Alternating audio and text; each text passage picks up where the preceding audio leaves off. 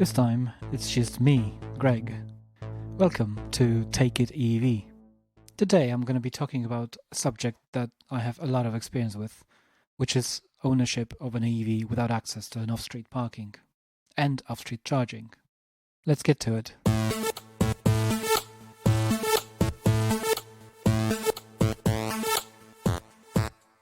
Let's start by asking ourselves why someone wants to have an EV. In my case, it was the cost of ownership, mainly the maintenance. I used to spend a lot of money on diesel and maintenance of my diesel car. It was fun to drive at the time, but I bought it when I lived in Belfast and I would drive a lot. Driving in London obviously is a bit different to driving in Belfast. I bought my EV when I lived in a flat in London and I did not have access to my own charging point. I did have my own dedicated parking space, but I couldn't get a charger installed. The other reason you might want to have an EV is because you don't drive a lot on a daily basis, and that's fair enough. There's plenty of pretty cheap EVs on the second-hand market available to everybody. You also want to ask yourself, how much do you actually drive a day on average? You might find that actually most people don't drive more than about 50-60 miles a day. Another reason is the environmental impact, which I would actually put above the previous ones, even the cost of ownership.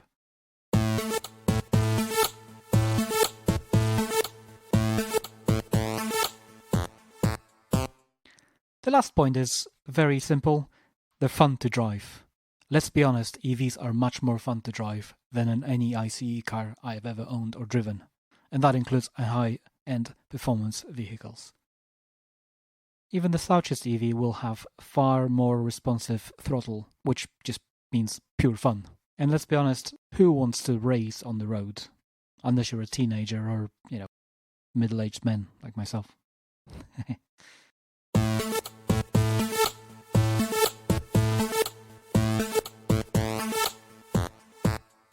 So you do want to buy an EV, even though you know you're not going to have access to your own dedicated charging point. Excellent. Here's a few things you need to do before you consider a particular car. Find out what is the average distance you're going to drive on a daily basis. What is the range you're looking for? Make sure that you put a bit of a reality check on top of the manufacturer's given range, considering things like temperature, the terrain. Lastly, find your local EV owners group on Facebook and other forums. There's plenty of them out there. I could mention quite a few, but I don't want to bias anyone against the other. There's tons of them out there. Some people are very critical of off-street parking owners. Don't worry about it. There's plenty of us who owned cars without our own charging spots, and we're fine. We've done it. Here's some other tips. If you commute to work, ask at your workplace if they would be willing to install a charging point for you. That will solve a lot of problems. Ask your neighbors with driveways or parking that's very close to your windows if you could use it from time to time. Consider any rapid chargers are in your area. Make sure you understand that there will be much more walking involved, as you would have to drop off the car somewhere at the destination charger and then make your way home.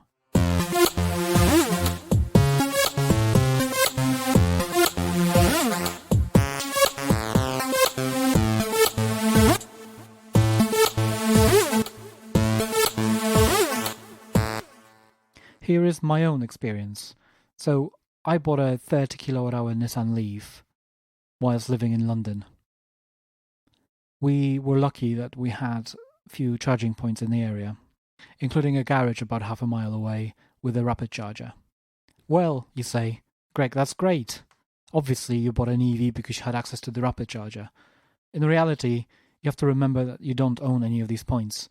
The garage nearby was obviously interested in charging their own cars, demo cars and other customers' cars. The garage would close at 5 p.m.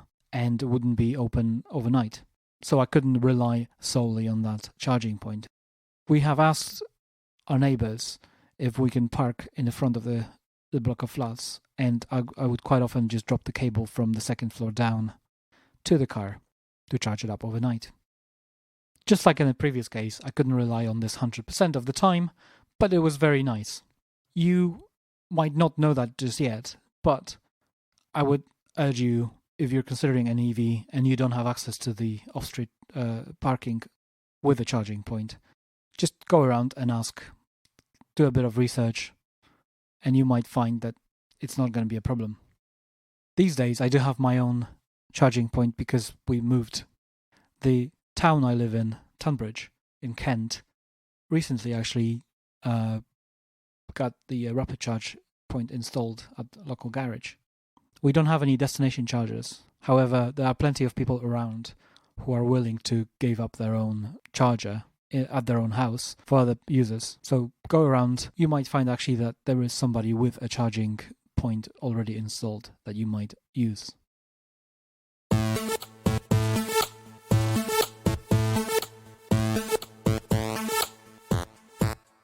Lastly, I urge you to go around and ask your council about charging points. Many people wait and expect the councils and the government to install the charging points before they get an EV. But actually, this isn't the way that it works. They do have a budget for these things. If you look up OLEV, Office for Low Emission Vehicles, they do give out grants to councils and companies to install charging points. However, they only do that if there's a demand. Sending an email to your local council, to your local MP, will help. They do want to know. They will not go around and install the charging points randomly. They want to know when and where they should be installed.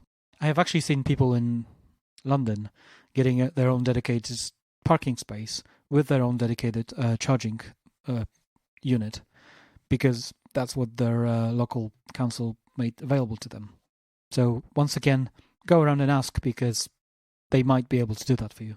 Lastly, I do have to mention the fact that pretty much every EV on the market, as far as I know, comes with what's known affectionately as a granny charger, which is just your small brick that comes with a car that you can plug into your 3-pin socket in the house or any other place, which basically means if you have access to electricity, which most of us do, you're going to be able to charge your car. So let's just say you have a friend, family, neighbor with a drive, with a 3-pin socket. Get yourself an extension lead and you can plug in. If you own an EV and you don't have your own dedicated charging, you do have to have an extension lead, if only for emergencies. Of course, charging using the granny charger isn't fast. It takes anything from 0 to 10 hours to charge your car because it's only outputting 3 kilowatts. In case of my Nissan Leaf, it would, in theory, take about 10 hours from 0 to full.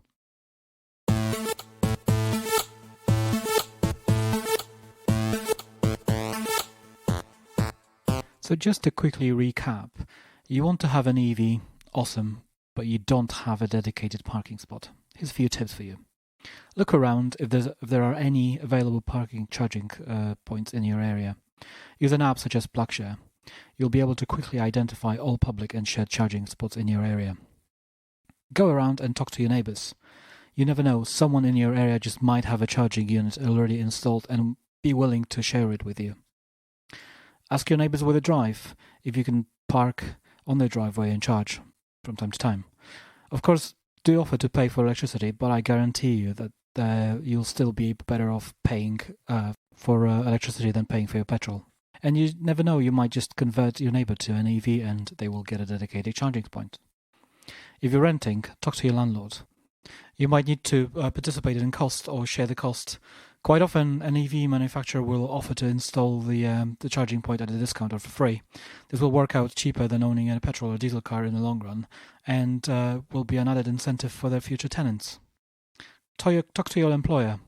If you commute to work in your car, they might be able to install one for you. This might be partially covered by an OLEV grant. More and more people commute in EVs to work, and you might find that someone else at your workplace is interested in getting an EV to lower the cost of the daily commute. Remember about the granny charger. You can use it to charge virtually anywhere. I often use it when going to pubs or hotels where I meet with people. It never hurts to ask, and quite often they will be willing to plug you in at the back of the place. You might need an extension lead for this, but they all have utility plugs outside. Owning an EV without a dedicated charger is a bit more hassle, however it will be worth the savings. And I do encourage you just to go for it. We need more and more EVs to be registered, to show our government, and especially local councils, that there is a need for local charging points to be installed.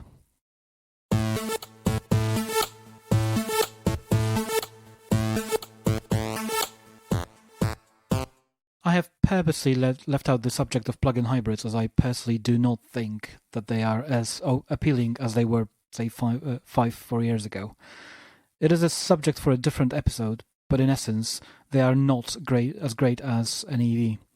And let's just not kid ourselves that they do make a difference. If you absolutely have to have a car with a long range, but you do want to try electrification, go for it. But plug-in hybrids are not electric cars, and thus not required to be charged. Owning one will not make your local council install more charging points. Owning a pure EV will. Okay, I think that's all I've got to say on this subject. As always, thank you for listening. If you got any questions, any comments, go to facebook.com/takeitev or leave us a comment at takeitev on Twitter. Thank you for your time, and take it EV.